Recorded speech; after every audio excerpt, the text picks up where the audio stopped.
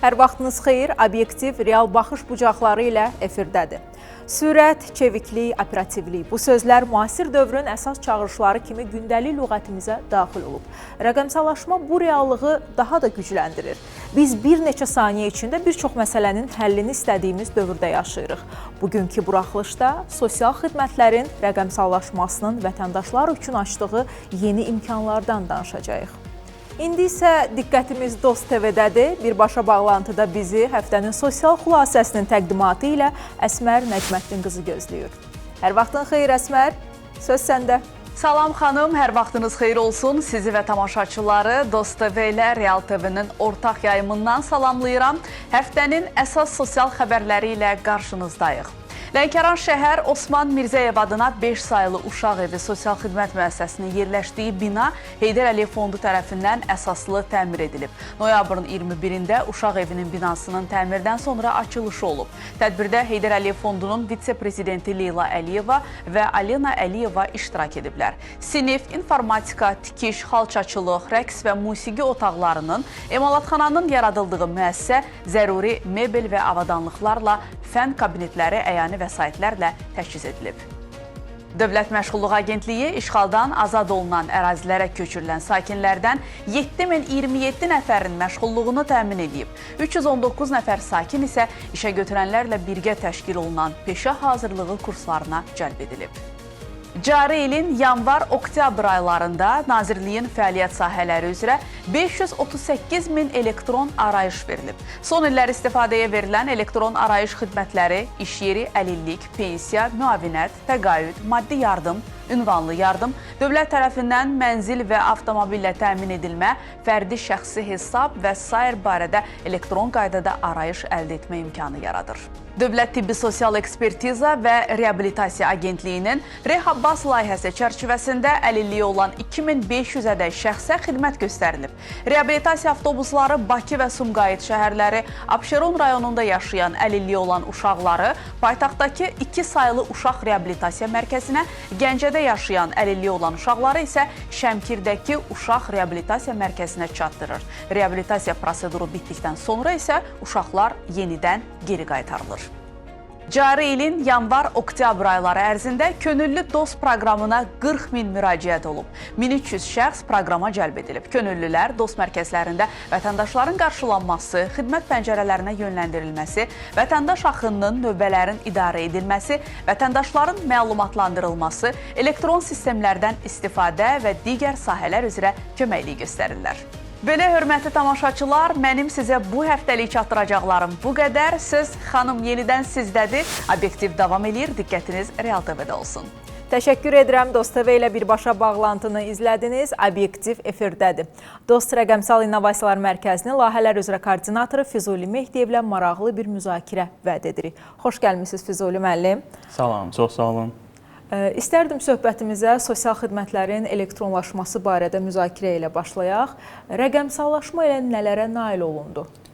Ümumiyyətlə, mən istərdim ki, fürsətdən istifadə edərək sosial xidmətin nə olduğunu vətəndaşlarımıza bildirim. Sosial xidmət çətin həyat şəraitində olan şəxslərə və ailələrə problemlərinin həll etmək üçün cəmiyyətdə bərabər iştirakını təmin etmək, eləcə də onların sosial müdafiəsini, rifahını yaxşılaşdırmaq üçün Nazirlik tərəfindən göstərilən kompleks tədbirlərdir. Yəni, Nazirlik tərəfindən sosial xidmət tədbirləri evdə, yəni səyyar, stasionar, yarım stasionar və həmçinin sosial məsləhət xarakterli şəkildə vətəndaşlarımıza göstərilir. Və bildiyiniz kimi, Nazirliyin bir neçə fəaliyyət istiqaməti var. Əmək, məşğulluq, sosial müdafiə və sosial xidmət istiqamətləri üzrə vətəndaşlarımıza xidmət göstərir və bunların da ən böyük paya sahibi sosial xidmət sahəsidir. Çünki bilirsiniz ki, vətəndaşlarımızın sosial rifahının yaxşılaşdırılması üçün öncə onların məişət problemləri, sosial problemləri həll edilməsi Nazirliyin ən vacib prioritetlərindən biridir. Buna görə də Nazirlik tərəfindən göstərilən xidmətlərin elektronlaşması, eləcə də rəqəmsallaşması ən vacib məsələlərdən biridir. Və Nazirlik tərəfindən neçə ildə bir neçə istiqamət üzrə yeni layihələr həyata keçirilmişdi və nümunə olaraq mən bir neçə layihəni çəkə bilərəm. Evdə səyyar sosial məişət xidməti, sosial tərəfdaş yardımları sistemimiz var ki, hansı ki vətəndaşlarımıza il ərzində paylar, hər hansı bir sosial müdafiəsini artırmaq üçün şirkətlər tərəfindən paylar təqdim olunur ki, onların uçotun aparılması üçün bu sistem hazırlanıb. Sovqat alt sistemi özündə 3 modulu daşıyır. Hansı ki, mənzil, avtomobil, maddi yardımla bağlı Nazirlik tərəfindən verilən bu göstərilən tədbirlərin uçotun aparılması üçün Sovqat alt sistemi hazırlanıb. Eləcə də sanatoriya kurort göndərişləri, sosial işin idarə edilməsi kimi layihələr Nazirlik tərəfindən göstərilib və bu rəqəmsallaşmanın sayəsində biz vətəndaşlarımızın əldə etdiyi xidmətlərə əlçatanlığını təmin etmişik və bunun üçün hər hansı bir quruma və yaxud da hər hansı bir fiziki olaraq şəxsə yaxınlaşmağına ehtiyac yoxdur. Ona görə də düşünürəm ki, sosial xidmət sahəsində elektronlaşma çox vacib məsələlərdən biridir. Çünki vətəndaşlarımız bu xidməti əldə etmək üçün az vaxtda mobil tətbiqlərdən və yaxud da digər resurslardan istifadə edərək həm öz imtiyazlarını görə bilər, izləyə bilər, həm də bu xidmətləri əldə edə bilərlər. Ona görə də düşünürəm ki, rəqəmsallaşma, ümumiyyətlə, sosial sahədə rəqəmsallaşma çox vacib məsələlərdən biridir.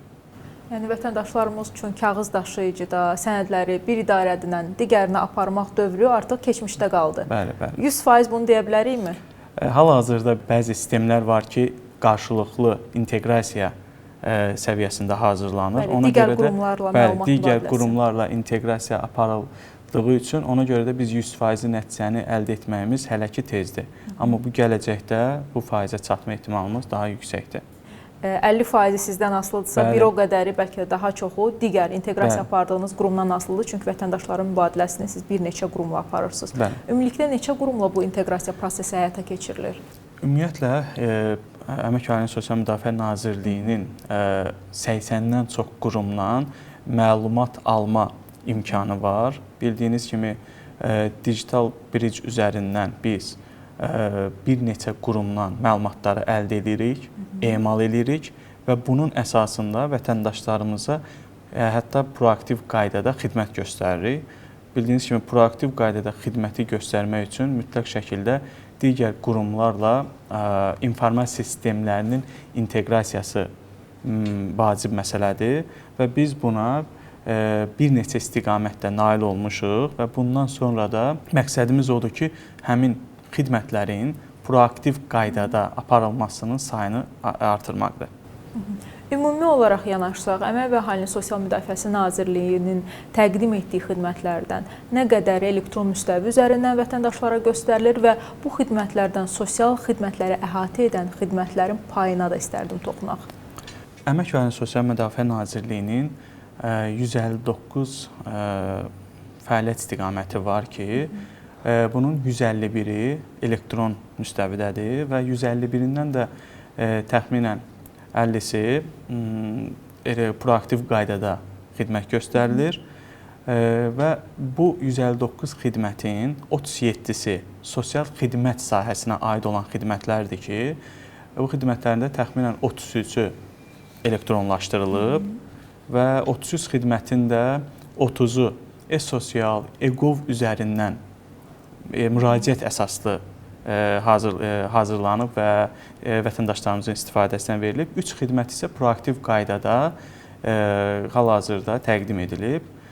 Bildirmək istərdim ki, bəzi xidmətlər var ki, onlar bayaq qeyd etdiyim kimi stasionar, yarım stasionar göstərildiyi üçün onların texniki olaraq elektron və yaxud da proaktiv qaydada xidmət göstərilməsi mümkün deyil. Və ona görə biz tərəfimizdən kompleks tədbirlər aparılır ki, ən azından bir uçot sisteminin qurulması və bu uçot sistemində vətəndaşlara Nazirlik tərəfindən hansı xidmətlər göstərilir. Yəni, bildiyiniz kimi, müalicələr aparılır, hər hansı bir müayinə aparılır və onların uçotu aparılır ki, bu vətəndaşla hansı tədbirlər görüldü. Və hər hansı bir dərman vasitələri ilə təmin ola bilər. Eləcə də bizim müəssisələrimizdə yaşayan bizim ahıl şəxslərimiz var ki, onlardan da gündəlik olaraq işlər aparılır və onun da uçotunu hazırlamaq üçün biz sistemi qurmuşuq və hal-hazırda müəssisələr tərəfindən istifadə edilir.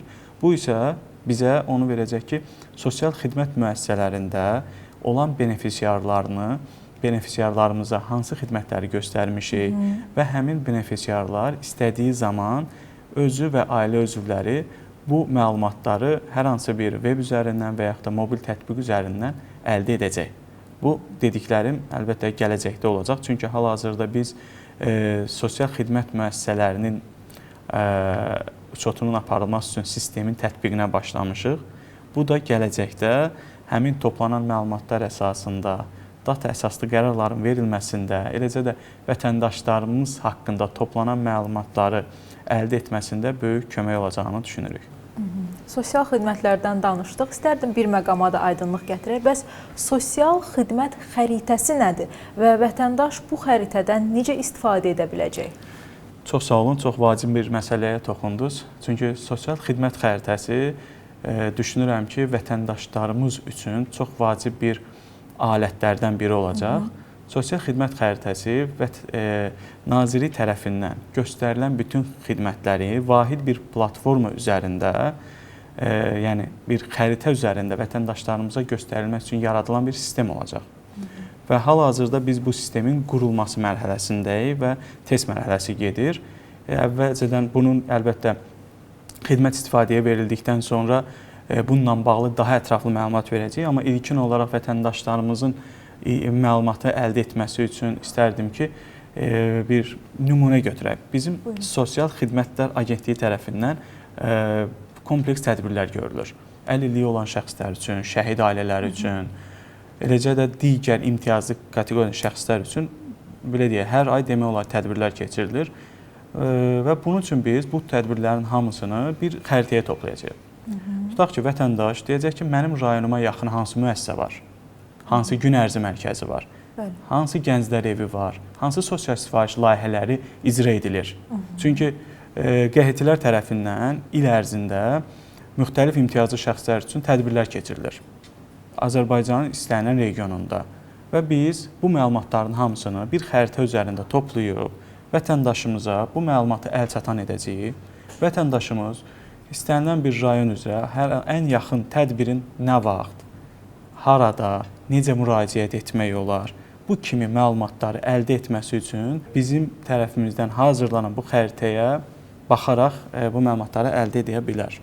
Sosial xidmət xəritəsi regionlar üzrə, eləcə də ümumi Azərbaycan üzrə hansı xidmətlərin göstərildiyini, hansı regionlarda nəyə ehtiyac olduğunu bizə belə deyək, data əsasında kömək edəcək və hansı rayonda, hansı xidmətə daha çox ehtiyac olduğunu müəyyən edəcəyik.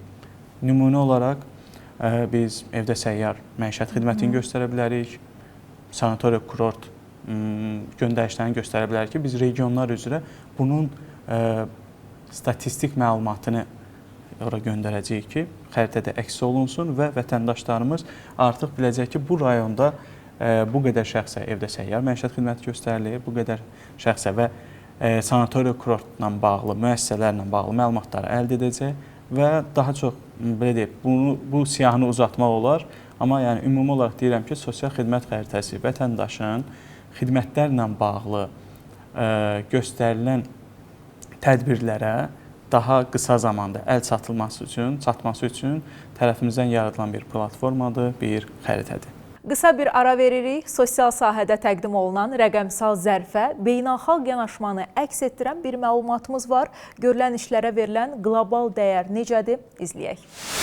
Nazirliyin rəqəmsal sahədə beynəlxalq fəaliyyəti həm iki tərəfli, həm də çoxtərəfli formatda uğurla davam etdirilir. Cari il ərzində dünyanın müxtəlif ölkələrindən olan müvafiq qurumlarla ümumilikdə 30-a yaxın həm onlayn, həm də əyani şəkildə görüşlər keçirilmiş və bu görüşlərdə Nazirliyin rəqəmsal təcrübəsi geniş şəkildə paylaşılmışdır. Rəqəmsal sahədə əldə olunan nailiyyətlərə gəldikdə, indiyədək Nazirliyin müxtəlif layihələri 80-dən çox beynəlxalq mükafatla təltif olunmuşdur. Həmçinin bu layihələr haqqında məlumat Beynəlxalq Sosial Təminat Assosiasiyası, İqtisadi Əməkdaşlıq və İnkişaf Təşkilatı və digər beynəlxalq qurumların veb saytlarında ən yaxşı təcrübə nümunəsi kimi dərc edilmiş və ümumilikdə 23 məqalə ilə paylaşılmışdır. Bir vətəndaş olaraq hüququm yaranarsa və evdə sosial səyyar xidmətdən istifadə etmək istəyərəmsə, bu prosesi mənə qısaca necə izah edə bilərsiniz? Mən istərdim ki, bu sistemə necə müraciət etmək olar, onunla bağlı vətəndaşlarımıza məlumat verim. Evdə səyyar sosial xidmət e-sosial portalı üzərindən vətəndaşlarımızın istifadəsinə veriləcək. Hər bir şəxs özü və ailə üzvləri ilə bağlı müraciət edə bilər. Əgər vətəndaşın hüququ varsa, bayaq qeyd etdiyim kimi axır şəxssə və əlilliyi olan şəxssə bu xidmətdən yararlana bilər. Vətəndaşımızın müraciəti əsasında məlumatlar emal edilir. Eləcə də həmin məlumatlar əsasında evində qiymətləndirmə aparılır. Qiymətləndirmənin nəticəsi olaraq vətəndaşımıza xidmət göstərilir. Rəqəmsallaşma ilə bağlı növbəti hədəflər nələrdir? Rəqəmsallaşma ilə bağlı növbəti hədəflərimiz bizim hal-hazırda istifadə etdiyimiz layihələrin təkmilləşdirilməsi, eləcə də yeni texnoloji həllərin bizim sistemlərimizdə tətbiqidir.